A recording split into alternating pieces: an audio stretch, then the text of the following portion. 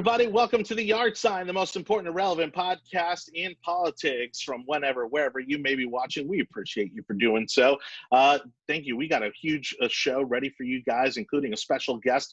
We have congressional candidate Amanda Makki, who's going to be running against Charlie Crist in November. We're going to talk about her race and, of course, the state of things in D.C. and how that all connects to the Tampa Bay area and Florida at large. We're also going to talk about plans to reopen Florida, of course, Governor DeSantis's plans and what's happening locally, and in addition to the national and local sentiments about COVID-19 and the coronavirus. And we'll wrap it up today with Joe Biden's Metoo interview. And could this be the beginning of the end of his nomination to the Democratic Party? Let's get things started with our guest today. Before we introduce Amanda, let's go to this clip real quick from OAN, where she talks about our current congressman over in Pinellas County, Charlie Crist. Yes. He is succeeding, and they don't want to give him success. They don't. And that's why they're engaging in this battle right now. If that's not politics, I don't know what is. The man Makki wants to replace, Congressman Charlie Crist, has been the governor of Florida as well as the state's attorney general and education commissioner. In 2010, he lost the Republican Senate primary to Marco Rubio.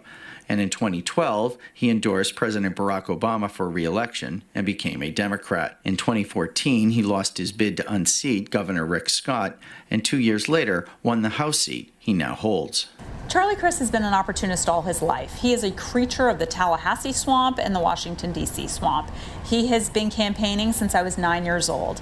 He has been in office for nearly 3 decades, and he doesn't have one single accomplishment. At the end of the third quarter, Makki raised $420,000, which far outpaces the other 4 Republicans running for the nomination. 2 of them have negative cash balances, and Makki's $400,000 on hand is 4 times the combined on-hand balance of the other 2. All right, and joining us now, Amanda Makki. How you doing, Amanda? Thank you so much for coming on The Yard Sign.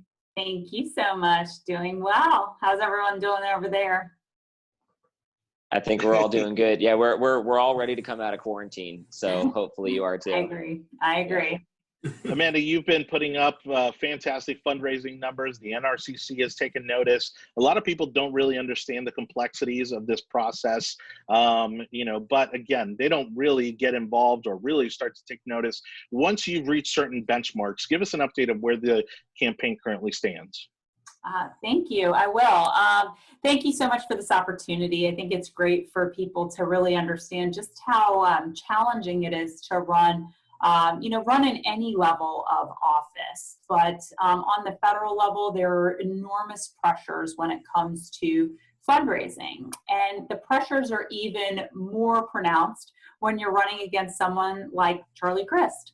Charlie Crist has been around for a long time. I always like to say he's been campaigning since I was 9 years old. I'm 41. He's been campaigning for 3 decades, and there isn't a brick in a sidewalk named after him because he's never really done anything, but his name is out there, and people associate him with being the governor and whatever else they do. He still does have a following, and that's why he's sitting on a huge war chest of over $2.8 million. So all the fundraising that you have to do is really important to be able to, catch up to someone who has been sitting on his war chest. And he, obviously is in 2018 when he ran, he didn't really have much in the way of an opponent. And so he was able to, store a lot of that. We've raised nearly $750,000 in less than a year. And for those who don't know the federal limits, you can only get $5,600 from one individual. So it's not like someone can write you a check for $20,000 or $30,000. The limit is that. And so we've been able to raise almost $750,000. We have our cash on hand, which really shows the viability, I think, of a campaign. We have almost $615,000 of that cash on hand. So we have done an extremely good job of being diligent with our money. And if you look at other candidates in this race, or just other candidates as a whole, you'll see their what we call burn rate is significantly higher. And that's just a function of, having to run a scrappy campaign and really just know that you have to save your money to go after Charlie Crist.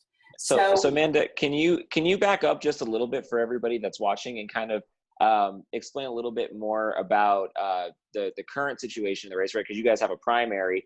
Talk about a little bit about your primary opponents. I know one of them is Anibal Luna. She's been on our show before. We had a good conversation with her months ago.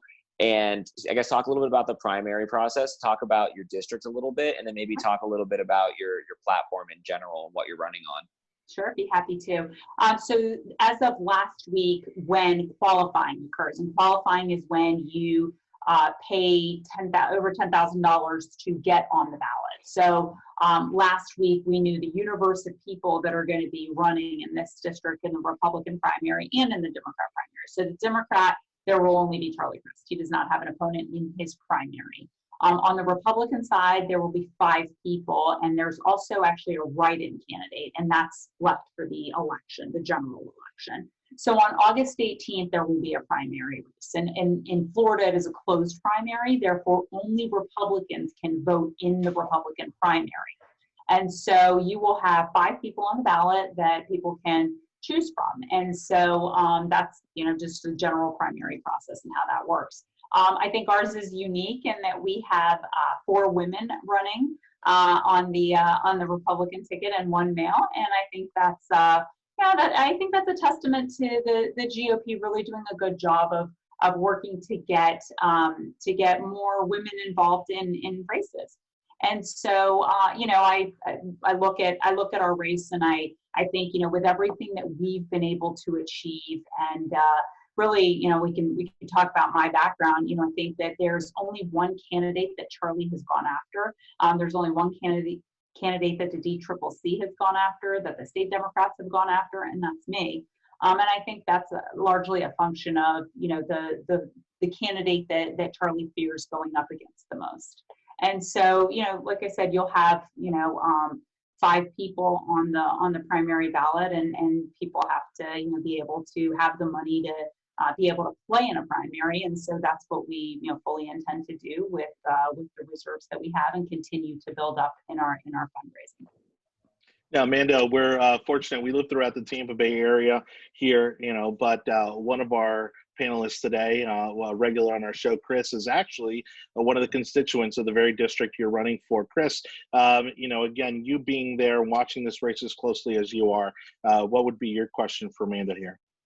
So the candidates so far, everyone's got a lot of good things to say, but from what I've seen, Amanda, you have the most extensive and, I guess, applicable resume to the job. How is that going to help you defeat your primary opponents and Charlie Crist come November? Sure. So I think when you look at my background, and if this is the right opportunity, I'd like to tell you about my background. Yeah, absolutely. I worked in healthcare starting at the age of 15. I worked as a file clerk. I worked my way up to being a medical biller, and then I managed a medical office. So before I ever became a lawyer, worked in government, worked on Capitol Hill, that's what I did. So my background is actually from the healthcare world. When I worked at the Pentagon. That was my first job after college. I was a political appointee. With my background, I was able to work as a political appointee, but then I went on to become a healthcare expert on Capitol Hill, and I worked for various members of Congress advising, but I also helped a lot of constituents with their veterans claims, with their Medicare issues. And so that's my background. And I think that is really relevant right now when you look at everything that's happening with COVID and with healthcare in general, and healthcare professionals, healthcare workers, liability for healthcare professionals. I think that having someone who has that background as someone who's worked in Congress before, has advised on these issues before, really there's no comparison with any other candidate in this race. And so my background, both in the private sector, in government, and as well in the foreign relations arena, having worked at the Pentagon.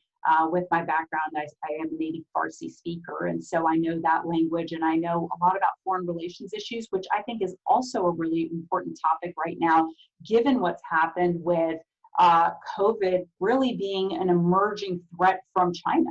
And I think we have got to be looking at what we are doing and investigating a country like China that that really could be at the pinnacle of why we are in this situation right now. And I think that is something that is really important.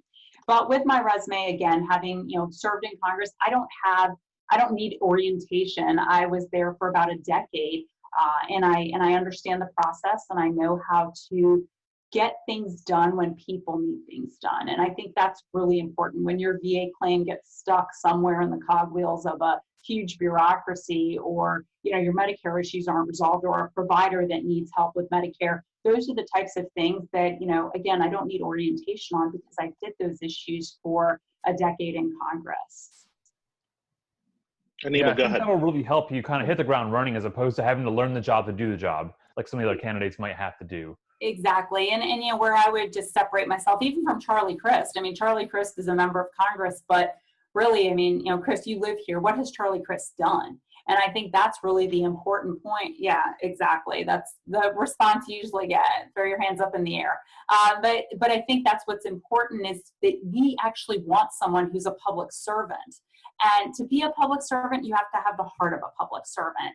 You have to be willing and able to help people through all their walks of life when they need it. And, you never think, I'm going to rely on government. And I don't think that way. And most people don't think that way. But right now, with everything that we're going through, the government has come in and said, we're not going to be able to let you open up your business. We're not going to be able to let you do this.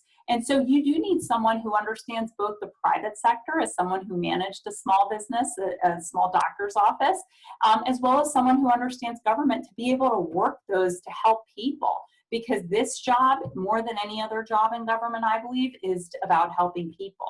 You're running in 2-year cycles versus a senator who's running in 6-year cycles. You have less than 2 years to really demonstrate how you can perform and help people. We have a great example in Bill Young, who served this district for over 40 years. And, walking in the steps of someone who truly was a public servant is very important to me.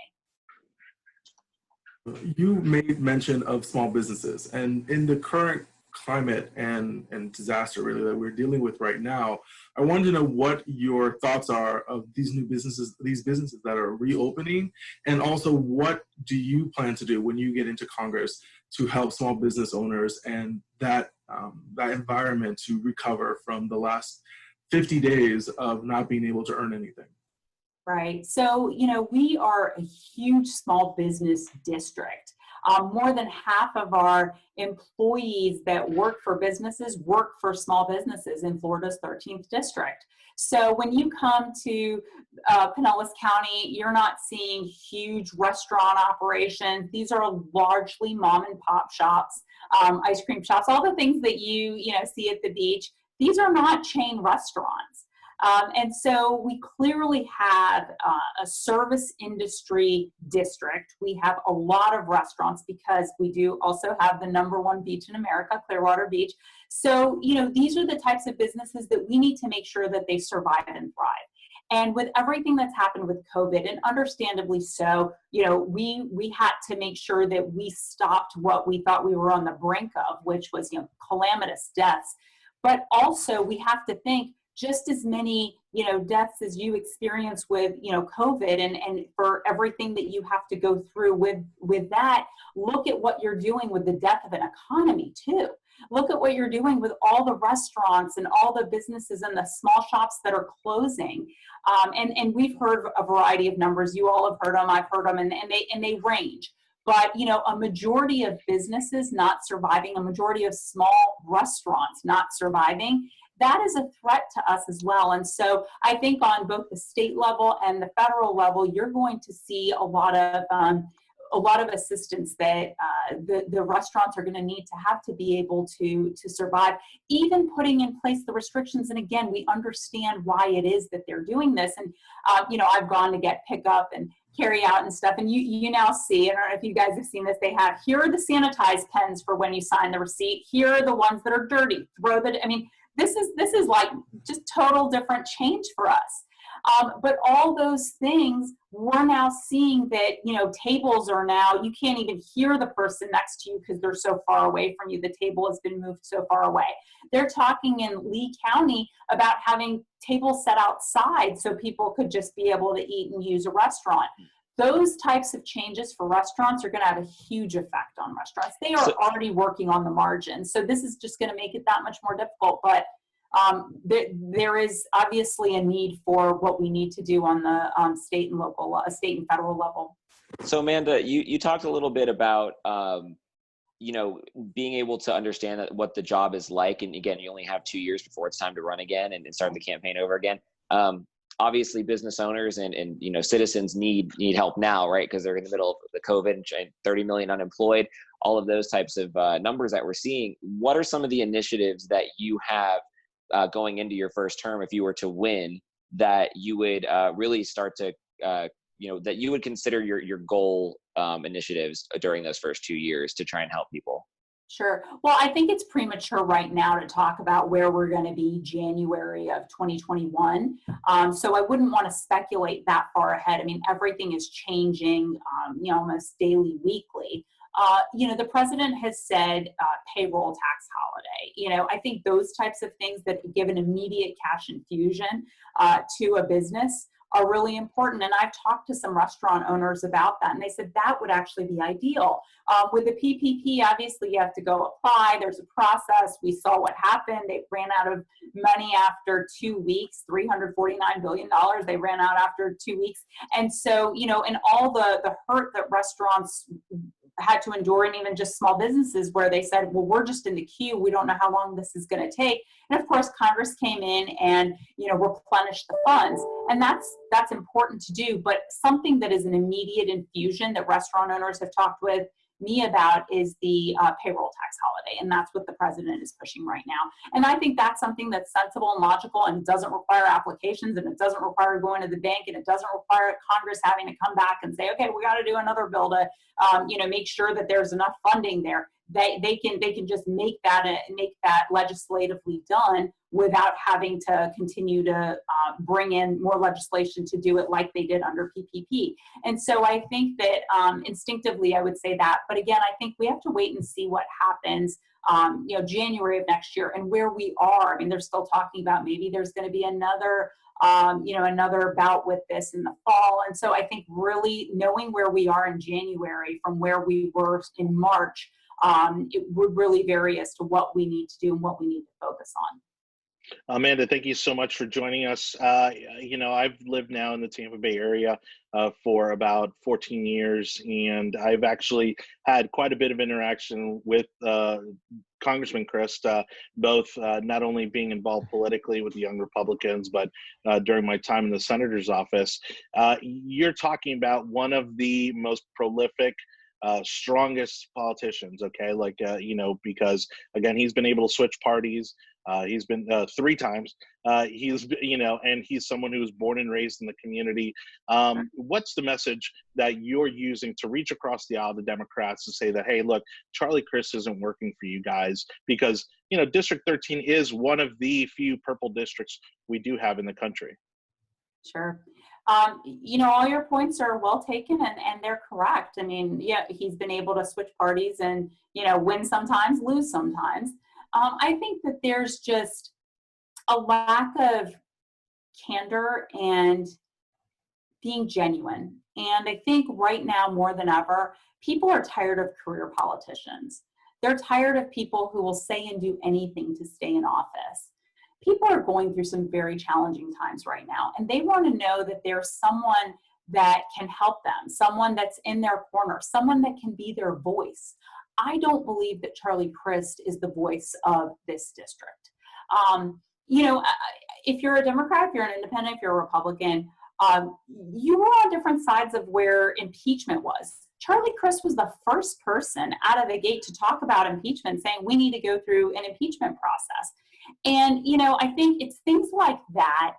Now that he's part of Nancy Pelosi's leadership team is on the DCCC side, on the political arm, he's part of leadership. So he has to push that message. And I get that. This is not a district that rewards people who are career politicians that are willing to go swing so far to be Nancy Pelosi, to be everything for Nancy Pelosi. And I think that's what he's kind of morphed himself into.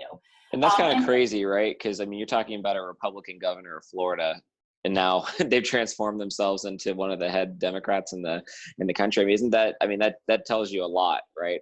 It says a lot about him.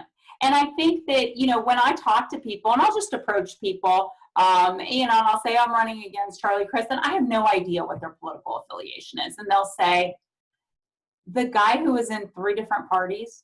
Again, I have no idea what their affiliation is, and they're not being flipped by saying that. They truly are like, that guy, that's the first thing that comes to their minds. And when I say, yeah, they're like, well, which party is in now? And I'm like, well, he's a Democrat now, but who knows tomorrow? And so, you know, it's just that it's creating that narrative that he's allowed himself to be created about him, that he doesn't do anything to help people. And he doesn't have a core as to who he really is. To your point, Jake, if you can go from being the Republican governor who was once waiting in the wings to be the vice presidential candidate on the GOP side, and then you go to now being part of the DCCC's political leadership team, literally the people who are in charge of getting AOC, Rashida Tlaib, and Ilhan Omar elected, that just shows you don't have a core. Yeah, absolutely. Very unprincipled. Yeah, Amanda, I don't know if there's anything else you wanted to go over as far as your campaign or any of the, you know, anything you wanted to bring up. Other than that, I will, you know, kind of move us into talking about a little bit about Florida. You know, yeah. Well, let me just say, I mean, you know, with regards to being, you know, a candidate in this district, I think it's really important that, you know, people know how much, you know, the work that you put in, and the work largely revolves around fundraising. You know, this is not about, you know, stardom. It's not about, you know, getting your name out there to be you know, famous. You're out there and trying to solve people's problems. When I talk to people, all I say to them is, hey, I'm just checking in, especially during COVID. I'm checking in, want to see if I can be helpful, because that's what your job is, to be helpful. And I would just say that, you know, the work that we've done to, you know, try and help people, to, you know, raise the money to really have the fighting power to go against someone, as we've talked about, someone like Charlie Crist. I think what we've been able to do is put this race on the map. Kevin McCarthy, the Republican leader, has endorsed me. Steve Scalise, the Republican whip, has endorsed me. Elise Stefanik, who's in charge of getting House Republican women elected and finding the best candidates with the most viability, has endorsed me. And I think all those things just really shine a spotlight on this district being as important as it is for the presidency, but also how important it is to have someone who really can represent this district and flip this district back to Republican control. This district was in Republican control for over 40 years. Charlie Crist has been in the role for 3 years now, and we can flip this seat back. And what I've been able to do is really put this on the map so that we have the endorsements, we have the NRCC. I'm at the highest level of NRCC Young Gun status, one of only 27 candidates in the country. And I think that has just, again, put this race really on the map. Awesome. Yeah, I really appreciate you going into you know, some of your campaign, and you know, all the endorsements are great. So I will now kind of, you know, continue on the show like we usually do, and I'm happy to, you know, have you chime in on any of your opinions on what we're going to go over now. And I think, Jonny, do you want to talk a little bit about you know, our topic here of, you know, Florida reopening, right? Because that's kind of the big news this week. And, you know, we have a you know, governor who just sat down and did a press conference from a hair salon and told everybody that they're going to, you know, be able to get back into the swing of things. And, you know, beaches are reopening, all of that. I'm happy to get everybody's opinion on what, like, you know, we here at this show have been calling for this basically since the beginning, right? Like, we've been talking about not shutting down for about 2 months now, you know, and doing it responsibly, but, you know, at the same time, like, very against a lot of the measures that have been put in place. So I'm curious to get everybody's reaction to what's taken place the last couple of weeks, and, you know, now where we stand today on reopening. Well, I would say, you know, I was hoping maybe for a little bit more than what he gave us, right? Because basically, you know, he's allowed the restaurants to open at 25% capacity. The theme parks, obviously, they're going to, they've been given the green light to go ahead and open at a fraction of their capacity. But again, you know, we've seen the best practices in place with the businesses that were allowed to stay open. We're seeing that restaurants have obviously done an amazing job of limiting the contact that they have with their customers. And there's no reason why I would say the majority of businesses throughout Florida can't adopt those best practices, can't adopt those CDC guidelines and reopen sooner rather than later. Now, I know you don't want a free-for-all, but certainly for phase one, I felt it was a little bit gun shy. I think he could have done a little bit more to, again, kind of kickstart the economy back up, at least here in Florida. I don't think so. At the end of the day, a lot of the businesses that you were not mentioning in the comments you just said cannot follow CDC guidance when it comes to the 6 feet apart. So barbershops, salons, even gyms, it's very difficult for them to be able to open up. And we don't have many examples around the country of how to open those places up. So I think giving it a week or two to allow them to figure out what's going on and then reopen was something I think was necessary to ensure the safety of everyone. I mean, I went to American Social in Tampa, Florida this weekend just to pick up a pizza and be able to support local businesses. And I was completely shocked of the bar area that they were completely open.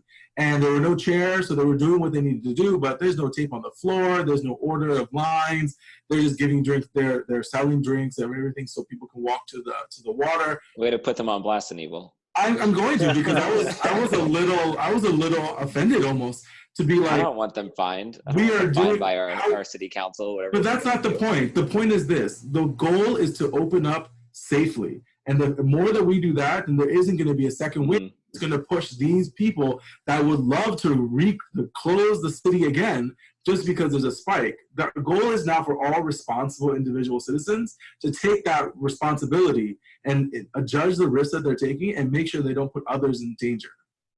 Well, that's a good toss-up to our two panelists for today, anyways, from Pinellas County. So, I'll say, Amanda, if you want to take a shot at it first, and then Chris, how do you all feel about reopening the beaches in Pinellas? I thought that was pretty progressive for them, given how liberal Pinellas County is, at the local level. They seem very eager to get the beaches back open. I will say this: if you can go to Publix, if you can go to Walmart, you can certainly go to our beaches. I think that there is nothing wrong with people social distancing at the beaches. I have a hard time with knowing what the media actually is representing when they show us these pictures and video footage, because I think that they do a sloppy job of really accurately portraying the photos of what's actually happening at our beaches.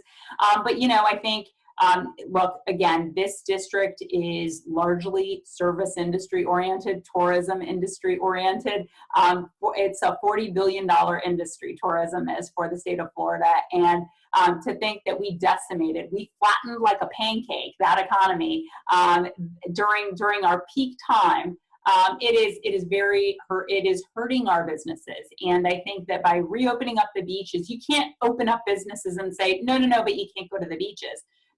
To me, the beaches are what drive people to use those businesses, to patronize those businesses. And so I think it was a good idea to open up our beaches, and I think it will start the process. This is not like we can light a fire under our economy and it's going to start back up the way it was mid-February. That's just not the reality. And so we've got to do this in a methodical way. And I don't know if you saw today, there was Steve Contorno had an article in the Tampa Bay Times, and he talked to, I believe there were 7 public health experts. 6 of the 7 basically said what he's doing is, what Governor DeSantis is doing is the right approach. He's basically being methodical about it. And so, it's like Goldilocks, like you're never going to get it right. Someone's going to always say that's not enough. Someone's going to say that's too little. But I think doing it in a way that doesn't raise the ire of the president the way that Governor Kemp did in Georgia, and to your point, David, we'll know in a week or so what the results of Georgia are since they opened. But I think, taking a methodical approach the way that the governor did, could he have done more? Anyone can say he could have done more. He should have done less. I think for those people who think, it's still too early, that's okay. You don't have to partake. And for those people who, think that, we need to do more, I think, to one of the people's earlier point, I can't remember who said this, but he was at a salon on Saturday in Orlando. And so I think something that, as a woman with nails with hair, I would just say that's something that is important. We want to be able to go to the hair salon. I think Amanda, it's not just you. It's not just you. My hair has been going. It's been months now at this point. It's been months now at this point, and I'm ready. It's definitely not just you. I'm ready for gyms to reopen. That's my biggest thing right now. People not being able to get into gyms. It's been like months of being stuck at home. Personally, I think that, I don't know if we ever should have closed beaches. I don't think that's necessary. I know what it looked like from an optics standpoint when you had spring breakers there a couple months ago. But, the reality is that, this is a virus and we have to look at this kind of objectively, and being out at a beach by yourself isn't necessarily going to spread a virus. But again, let's bring it all back to where we are today. I'm not going to complain too much about what's happened over the past few months, but, looking forward, I think, like you guys were saying, it'll be very interesting to see what happens in Georgia reopening, because versus other states that have been a little slower to come around to opening up, because as all the numbers come in, there's been a real lack, I feel like, from the media side to go back and analyze how are things going in Sweden, where they never closed down, right? Where their numbers are not much different than anywhere else in the world, right? They're not looking at Italy. Like, why was Italy such an outlier? Because even after we had all these peak weeks of supposedly the hospitals are supposed to be filled and we're supposed to have all of these like terrible emergencies happening. None of that stuff was happening. But why was it happening in Italy? Like, why was that? Like, that was where we used as an example. We need to go back and kind of like evaluate the entirety of what we did and how the media reacted, and then how everybody reacted. Policy was generated based off those reactions. Because, Amanda, one of the things that I would say to you as a leader that I noticed from especially local leaders more so than state and national, but even at the state and national level very much, is that they're all very reactionary in their decision making, right? There wasn't very many people who came out with a strong conviction on how something should or shouldn't be done, and then took action on it that way. Instead, it was all just very like, oh, look at what happened right now. It's all crazy. Now we're going to shut everything down, and then just like hammer blanket shut down on the whole city or the whole county, right? So maybe you can talk a little bit about if there's something like this, right? If there's more emergencies, if in 9 months or 12 months, like if you're elected into office, how would you approach something like this, right? Where there's an emergency situation, people's panic is at an all-time high. But I kind of expect our leaders to take a level head and look at it kind of objectively. Sure. I mean, well, this is such an outlier of an issue. I mean, we've had other, outbreaks, and you don't remember it ever being at this level, but this was really something that it was so unprecedented. It was so novel. And if you look back, and to your point about Italy is, I believe, the oldest country in the world, oldest as far as elderly population. So you had a lot of deaths resulting in Italy because there's so many elderly people. And so when you think about it from that perspective, or you look at other countries, I was reading through the list of all the healthcare workers that had passed away from COVID, and the list was extremely long in the countries where this was first detected.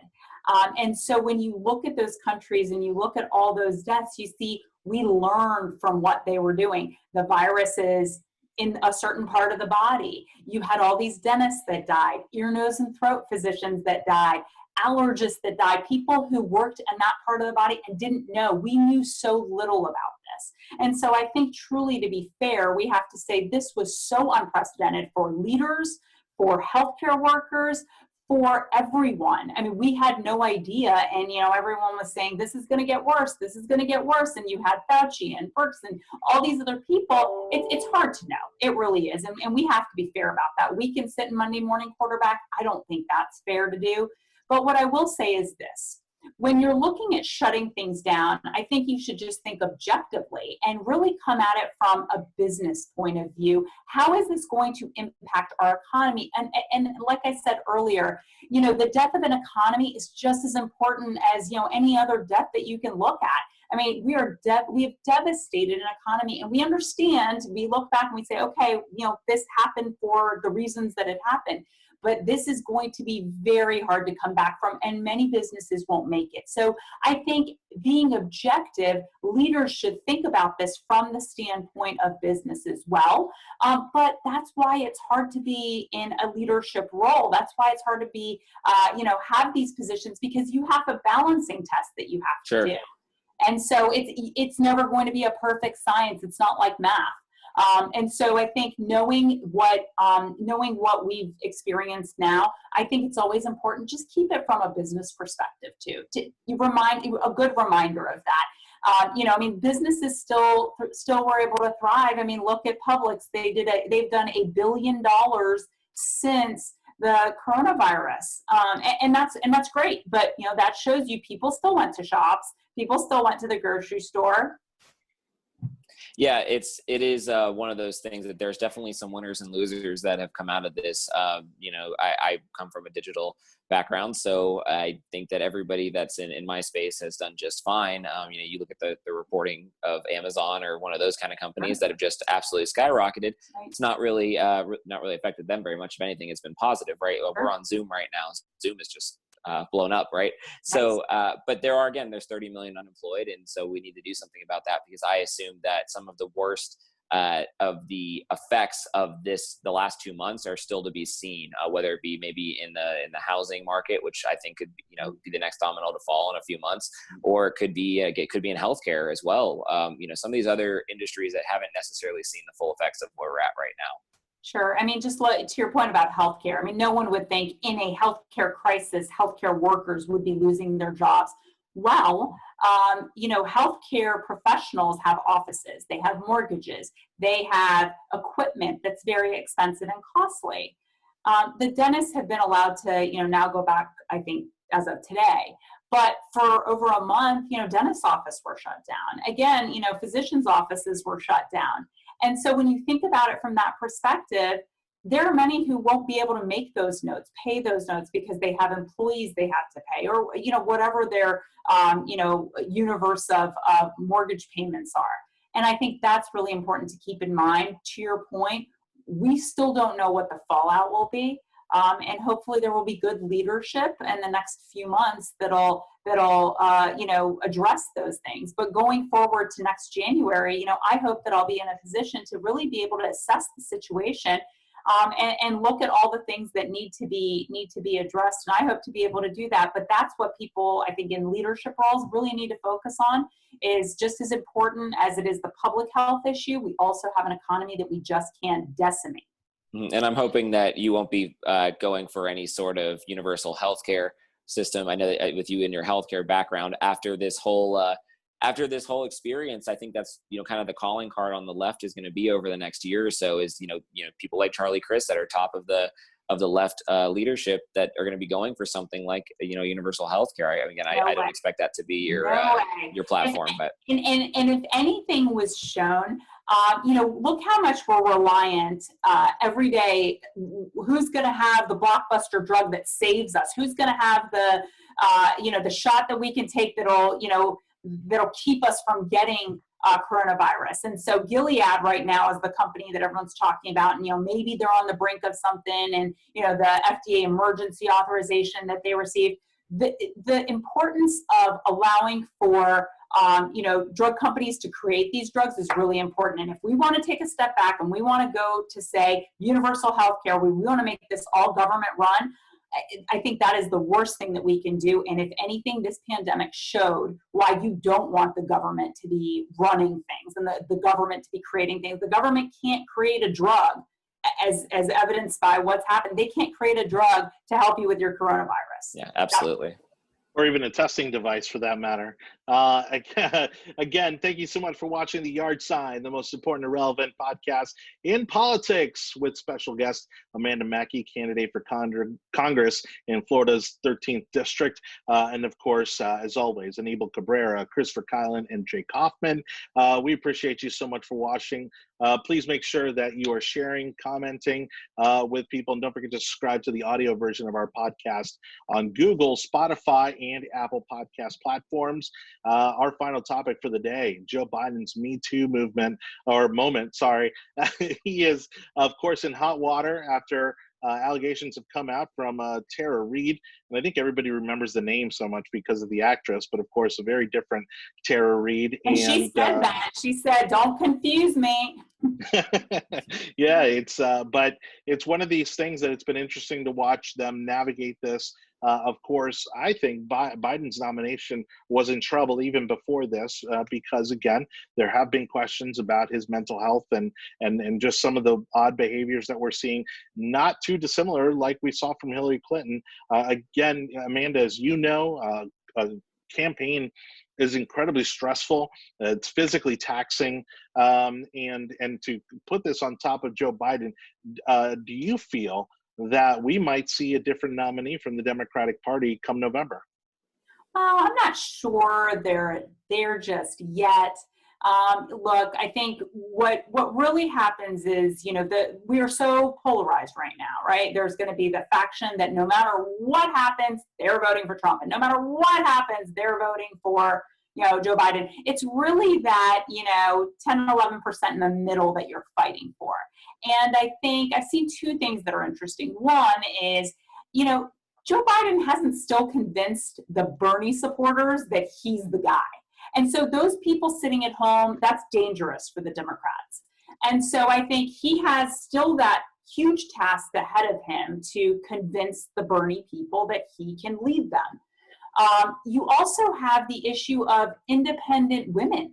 How are you going to get the independent women if you have this stinky thing out there, which is what happened, a very vile allegation that's been made about what happened in the halls of Congress. My God, I worked in those halls. I mean, that is just a bad image to think of. And you have to convince those independent women.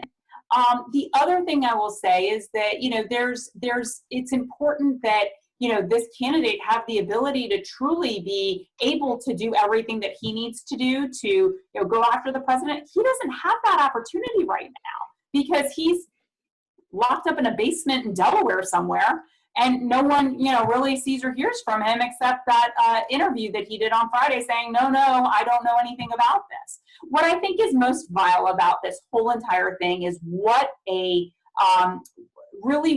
did with Brett Kavanaugh and what they did with Joe Biden. I mean, listening to Gretchen Whitmer from Michigan, the governor of Michigan, say, I stand with Joe. It doesn't matter. I believe him.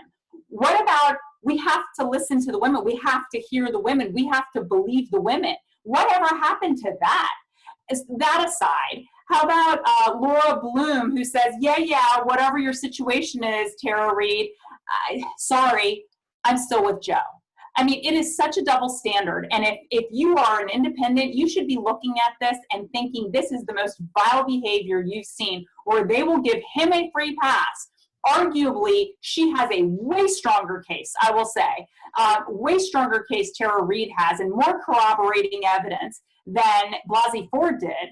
Yet they said, no, believe Blasey Ford. And Alyssa Milano was in the crowd. She had to be there in support. Where is she now?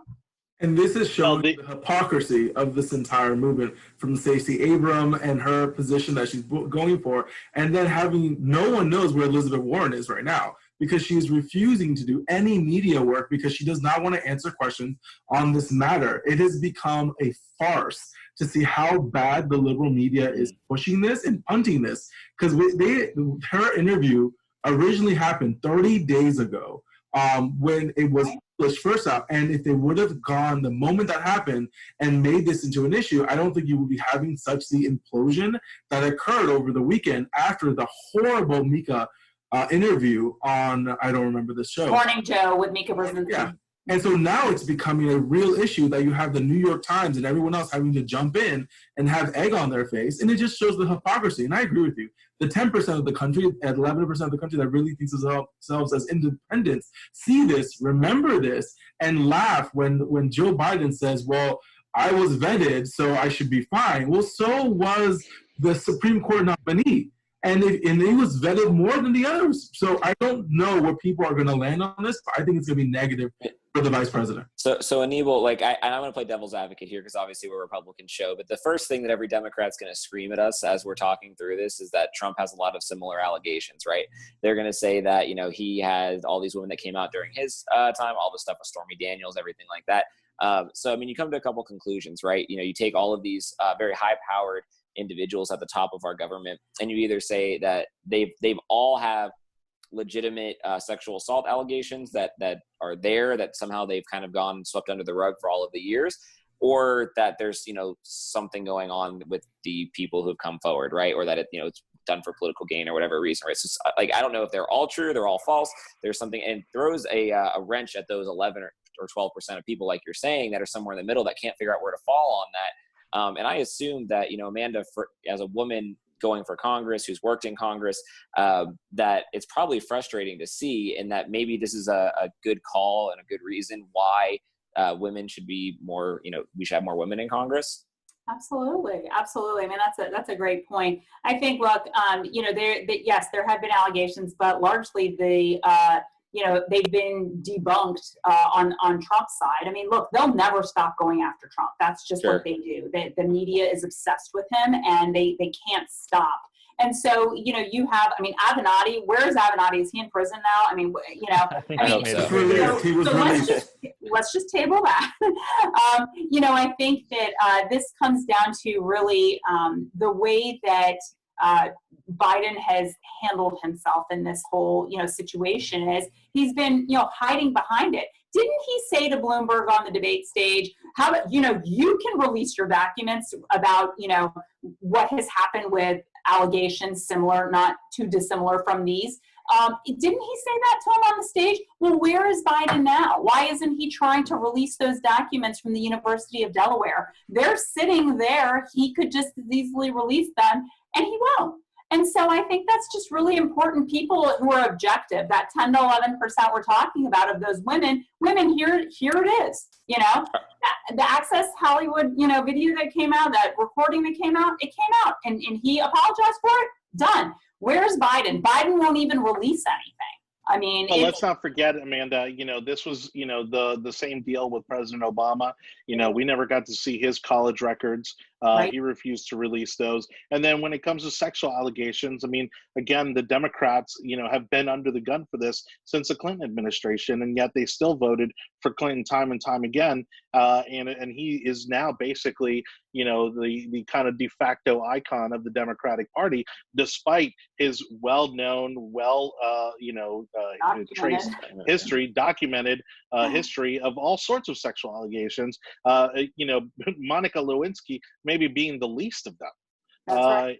And so, right. You know, they have no ground to stand on, and for them to continue to make this an issue against the president, again, is just their ultimate hypocrisy. And Jonny, I feel like, you know, what it comes down to is when we start coming on this show, and we start talking about issues, and we start talking about policy and like hard fact and like what we need to do to turn the economy around, things like that. We've had Democrats on this show to come talk about this, right? Like, there's not a whole lot of depth there, right? So when it comes down to the election time, the only thing that they have to stand on is things like racism, sexism, sexual allegations, things like that, because the policies don't make any sense, right? When they lost one of their crutches. It does. It takes away one of the bullets in the chamber that they always have, and it seems like sexual allegations is always one of the bullets in the chamber. And again, so either everybody has some sort of past of this at the top of Washington, or again, it's just kind of used as a talking point at some point in a strategy. So I don't know if there's.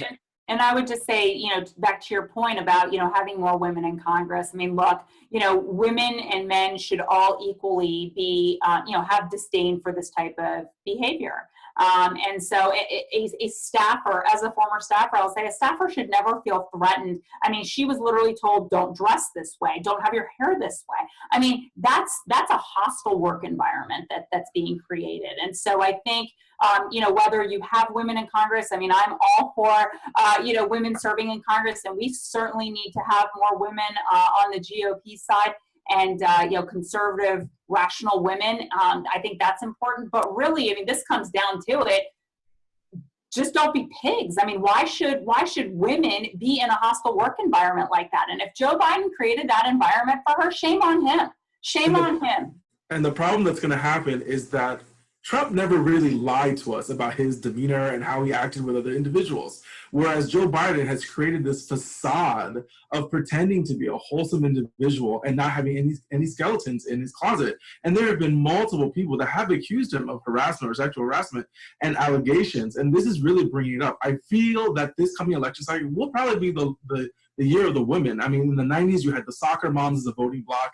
In the 2000s, you had security moms. And now you're probably going to have like a suburban Facebook empathy mom. I mean, it's coming to that point. And the way the Biden campaign is running with the low enthusiasm, deficit of young voters, and then like a sprinkle of Latin and Black voters is going to be something very difficult for them to overcome. And we have to be vigilant as Republicans to make sure that we have our armor and our policy in order, so that we're able to put the best foot forward when the Trump requests for another 4 years. Right. Yeah, and somehow we're going to come back on this show every week like we have for the past year and say Trump still has a clear path to victory. I don't see him losing right now still, even despite all of the COVID stuff, despite all of the economy shutting down 30 million people. That Joe Biden is such a weak candidate that I think that he's still going to win. Well, to what you're saying, Jake, he's been on the side of wanting to have a reasonable discussion about balancing, saving lives and keeping the economy open.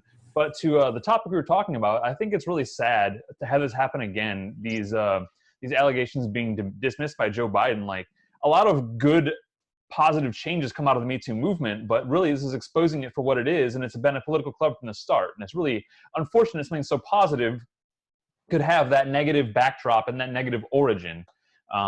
It's really sad. But I think to what Amanda was saying regarding the independents who are evaluating facts, and this kind of goes back to your devil's advocate statement, Jake, people who can evaluate these allegations will see that a lot of the allegations against conservatives, not all, but a lot of them, have been unfounded and politically motivated, but we can see that there's a little more substance to the ones on the Democratic side as far as I've seen so far. Correct me if I'm wrong. No, I think you're right so far. I mean, again, it's when you go back to the Me Too movement and the origins of it, I mean, again, it comes from a very real place with lots of women who have very real stories that need to be taken seriously. And but the general overview right now that we're seeing is that there's been this believe all women movement, which is just a step too far, right? And it's really ruined what turned out, like you guys said, it has started as such a positive and has turned into such a blanket that doesn't work. You can't just make blanket policies and blanket statements like that when, again, at the end of the day, you need to take it objectively and look at it case by case. So I think that's really all I have to say about it. Johnny, I don't know if you have anything else, and if not, we can kind of wrap it up. No, look, again, I think this is, again, one more strike against the Biden campaign. I don't know, obviously, because I think this would be an unprecedented opportunity for Democrats if they were to try to unseat him as the nominee. It would obviously look horrible on them. I think it would be strategically impossible for them to win, putting somebody in at this late in the game.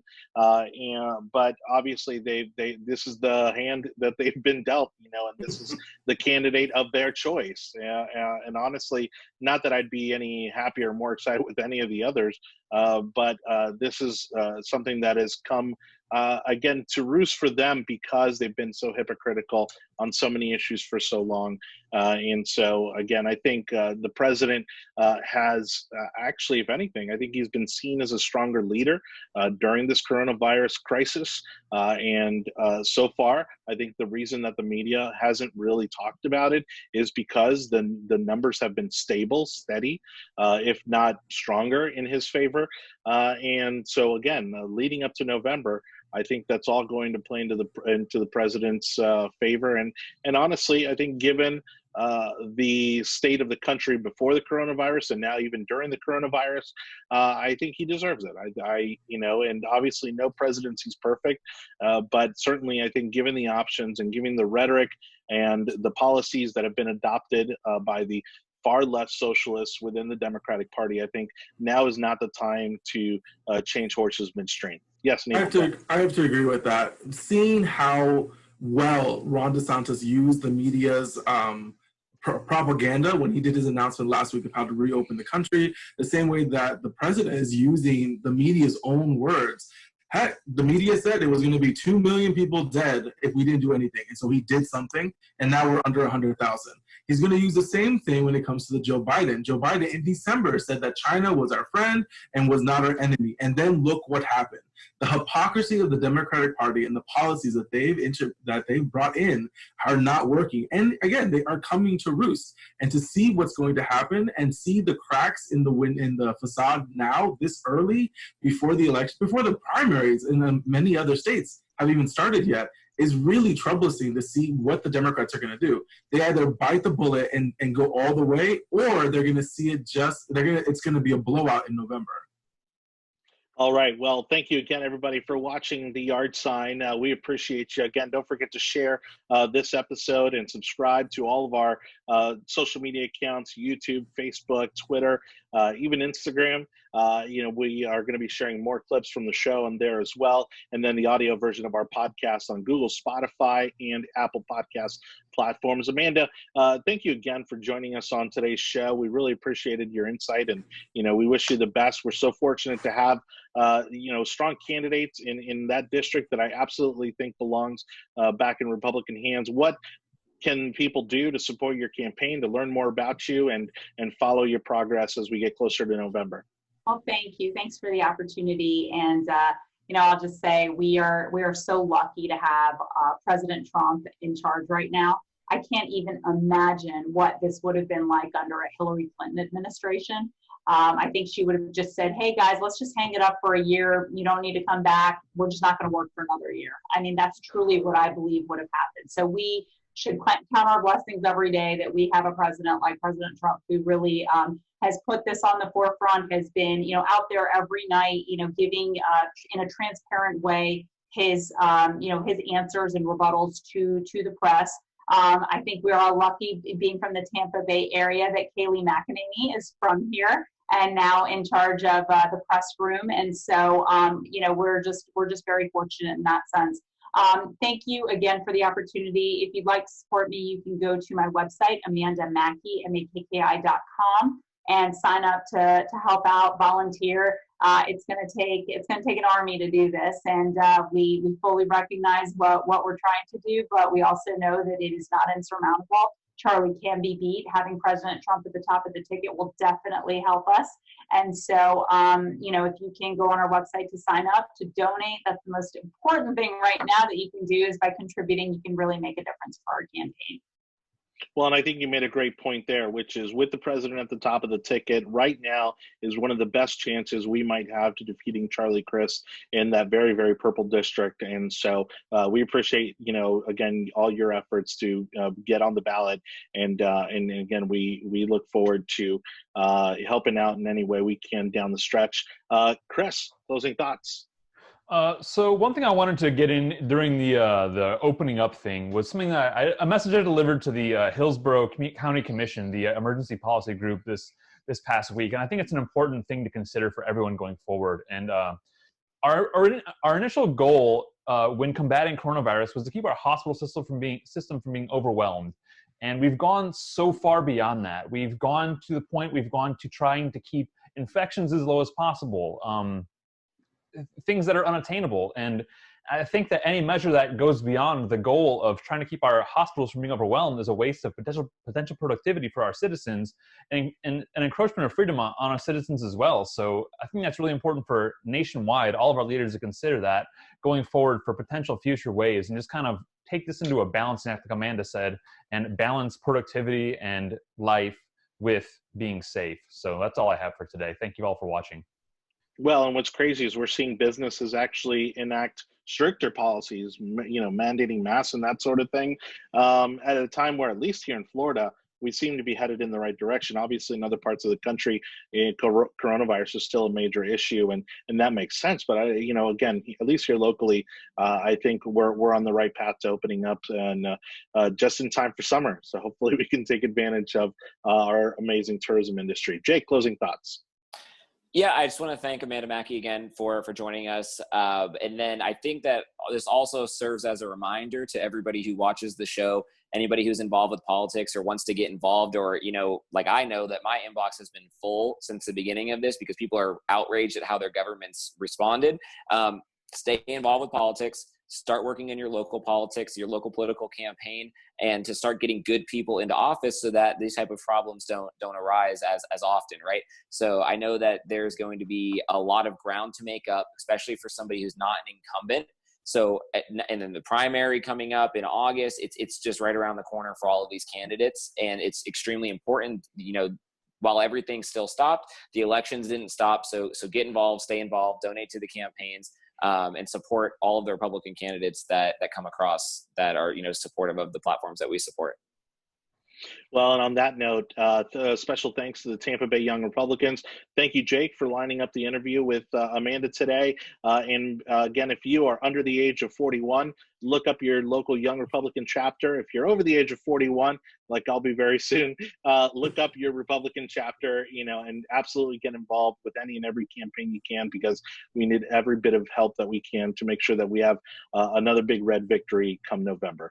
On behalf of Anibal, Cabrera, VerKuilen, Jake Hoffman, and our guest, Amanda Makki, this has been The Yard Sign, the most important and relevant podcast in politics. We will see you next Monday, 7 o'clock. Thank you so much for watching. Say bye, everybody. See ya. Bye-bye.